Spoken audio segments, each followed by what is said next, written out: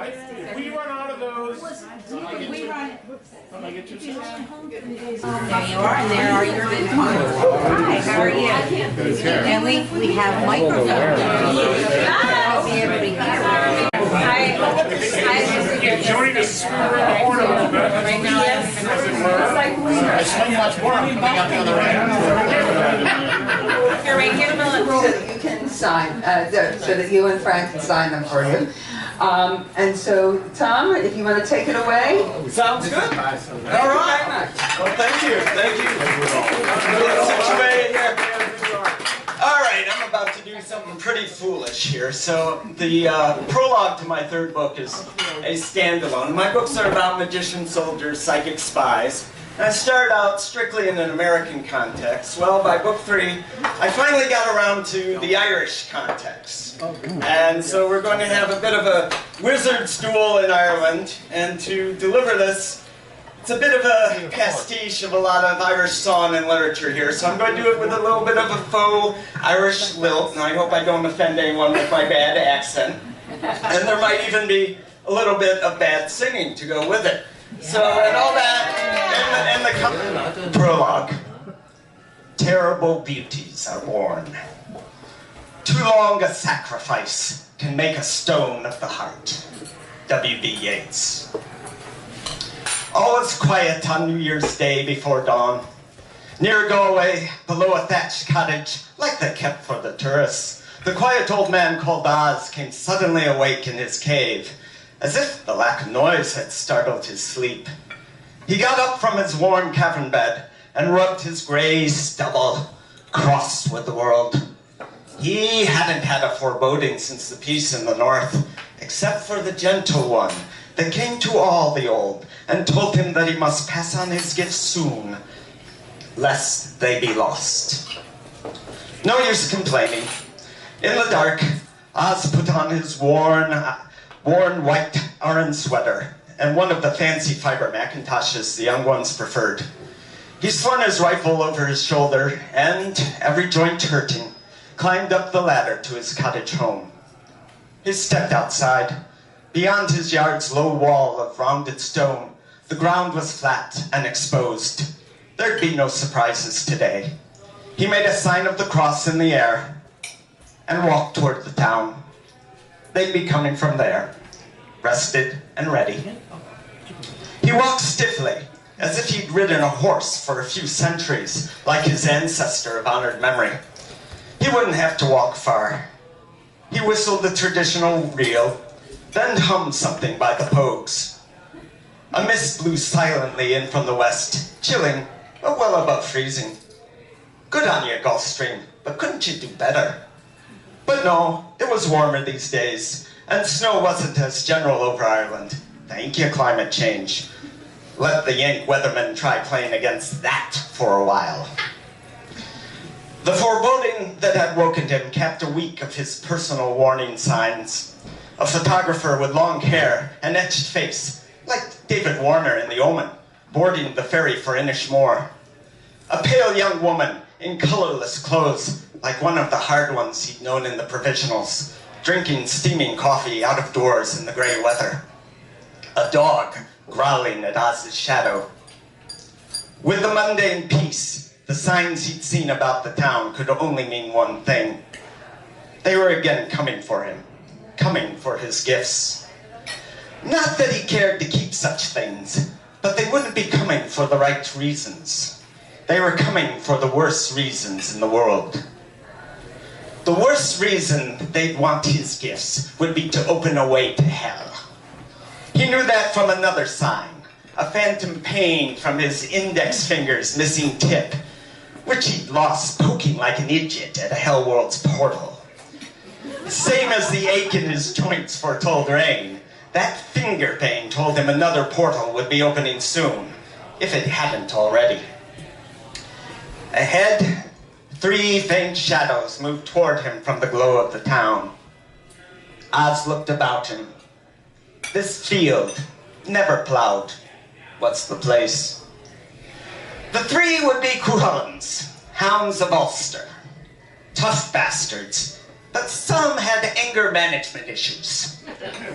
He didn't need to discern the blonde hair of the deliberately bad dye job and the pair of eyes of different colors, one green, one gray, to know who their young leader was. "Fergus," he called, "what business has you out on this fine morning?" Fergus raised a hand, and his two companions, a man and a woman, halted. "We'll have them, Oisin McCool, the flail and the sand and you, all the gifts." "Oh, lad," said Oz, "I can understand working for the left hand, but the Sassenach too?" "Albion is divided," said Fergus. "It's an opportunity." "Albion can go feck itself by itself," said Oz. "You brought 3 against 1. You're treating me like Roderick Morton." The hounds drew weapons and panned the countryside, looking for others. Damn his loquacious habits. Oz had gone too far, and the hounds must have heard the deception. He whistled, and his own young, or at least younger ones, sprang up from their craft camouflage positions, a matching man and woman for Fergus's, weapons at ready.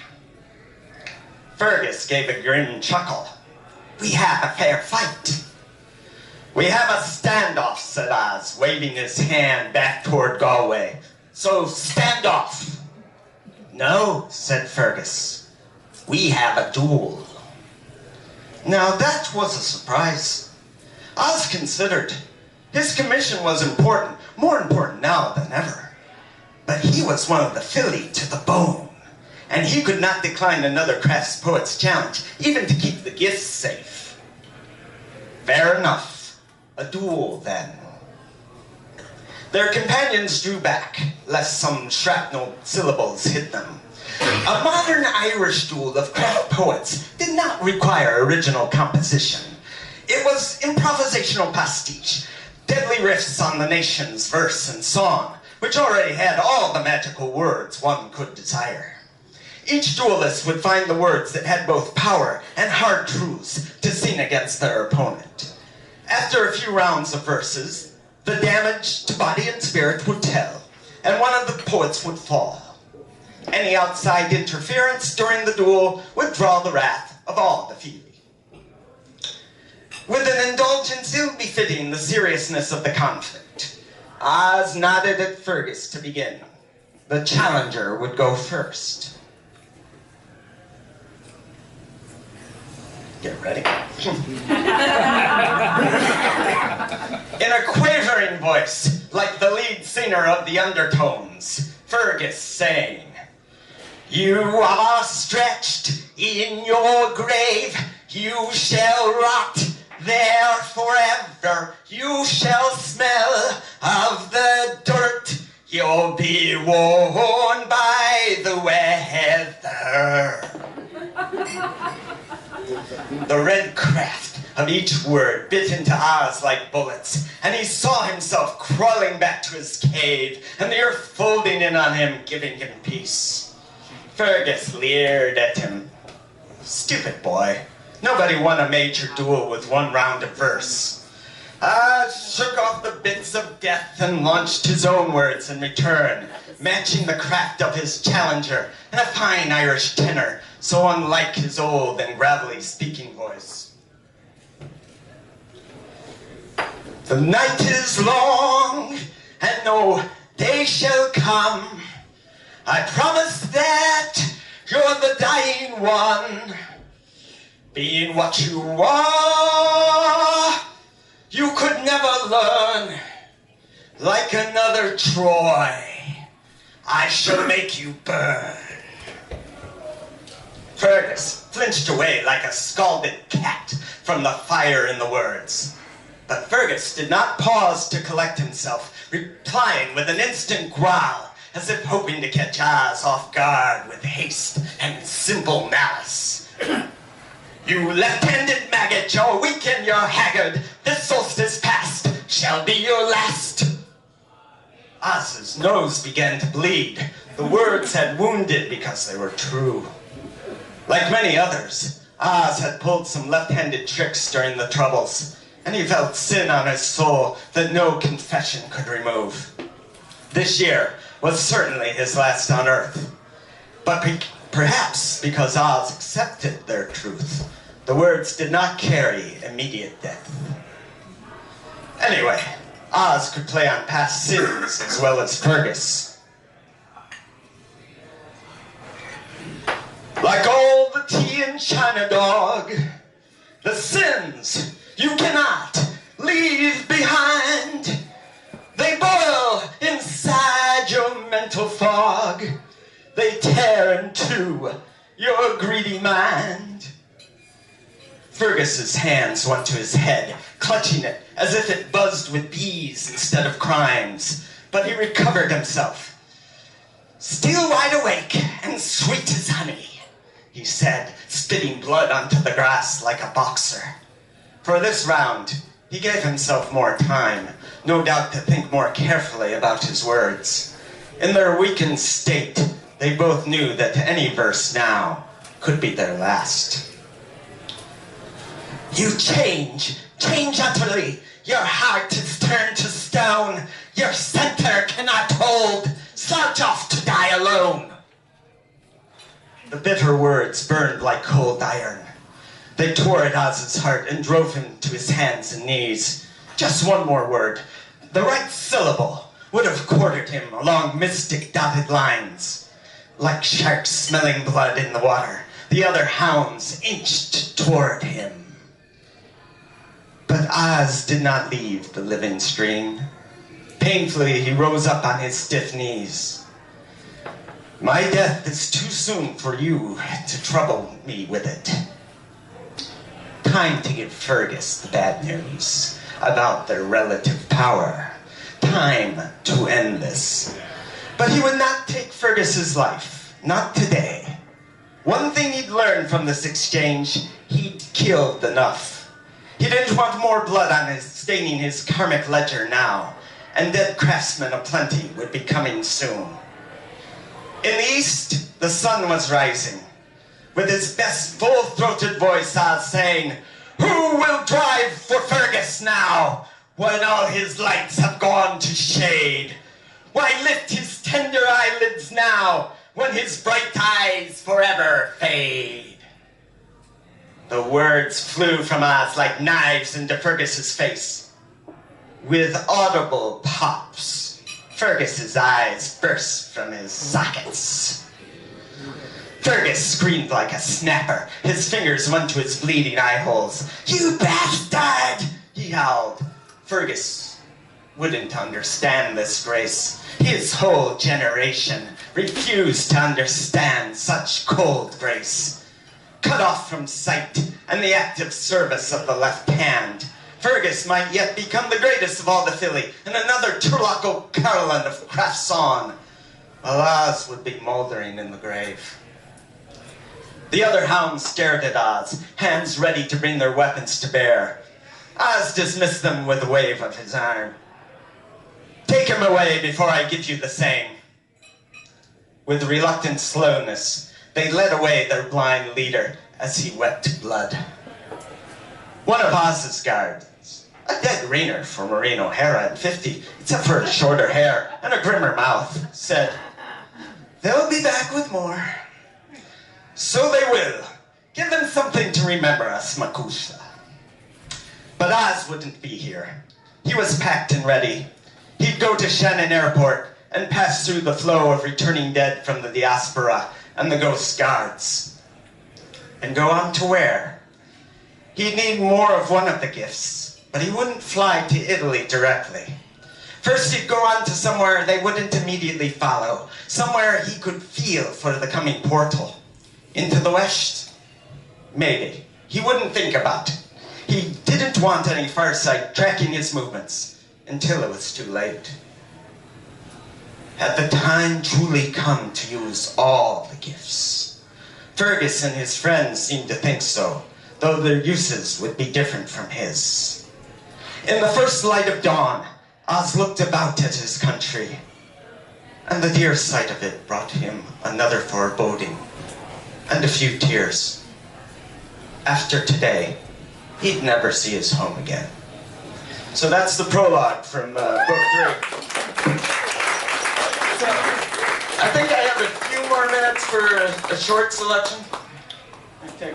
So, now we go back, having done close to the end, go back to the beginning to give you an idea of what these magician soldiers and psychic spies are usually up to. And book one establishes that families descended from people from American history are actually these magician soldiers. They've been feuding with each other, and Poe and Hawthorne have been writing thinly veiled nonfiction about them. And so it interweaves kind of a secret history with a secret literary history as well. So, from the beginning of American Craftsmen, and you can imagine the for the drums for the Veterans of 1,000 Psychic Wars by Blue Oyster Cult, if you know the song, because the part is called The Veterans of 1,000 Psychic Wars. And he was bent on making us feel as he did. And of course his magic accomplished his desire. Mark Twain. Your magic errand boys just made a bad guess again. Allen Ginsberg. 1. As I hustled out from the hangar into the Persian Gulf twilight, my muscles tightened and power flowed into my hands. Soon I would do what I did best. Soon I would kill a sorcerer. The U.S. Army base tarmac gave off a blistering heat mirage as I scrambled across it. A helicopter's blades rotated at ready, their wash blasted hot as I boarded. The door slammed behind me, and the copter, christened Valkyrie, took off. The 5 men of my team saluted, then went back to checking their equipment. They showed no impatience at having waited on the pad for orders. They were used to the bullshit. I sat towards the front for a quick off-headphone interaction with the pilot when we hit the spooky stuff. For a silent aircraft, the Valkyrie made plenty of noise inside. Next to me, Corporal Vulture Volant yelled my nom de guerre. Casper, is that like the friendly ghost, sir? Not that friendly, Corporal. A killing ghost, sir? But seeing that I was unamused, Vulture again inspected his sniper rifle, and I was grateful that I didn't have to order him to shut the fuck up. It was my fault for choosing a shitty cryptonym, and not just because of the ghost reference. Casper gave a clue to my job. Casper, or Caspar, had been one of the 3 wise men, a magus, or what Americans with knowledge called a craftsman. Why hide my identity only to give it away through the back door? My father had written me a warning that we Mortons are too practical about the craft and too crafty about the practical. Yes, my real name was Morton, Captain Dale Morton. Other craftsmen tended to have strong opinions about my family. I didn't blame them. My men didn't know about my family or magic, but they aimed uncomfortable glances at me. I didn't blame them either. These 5 had trained together, a seamless whole, but not with me. I was too important a secret to expose to others for too much time. Our unit designation, MAC-66, appeared in no records. The Pentagon didn't formally acknowledge Delta Force and SEAL Team 6, but allowed their existence to be known. Craft ops were different. Knowledge of their existence could be fatal. 2 of my 5 were boot camps, green as Uncle Sam's toilet paper. Vulture and Lieutenant Shaheen were more experienced. Shaheen knew Arabic and regional detail and doubled as team medic, so he was Doc. And there was the old man, my NCO, Master Sergeant Z. Zanol. Old, good men, but I couldn't get too close. They were smart enough not to question the bullshit, but they would know the word from this land to describe me. Assassin. So that's how it begins, and of course the mission goes horribly, horribly wrong. Yes, you know, and much plot ensues. And so that and so my short fiction, courtesy paper golem. And thank you very much for your patience. Charming, Tom. Thank you so much.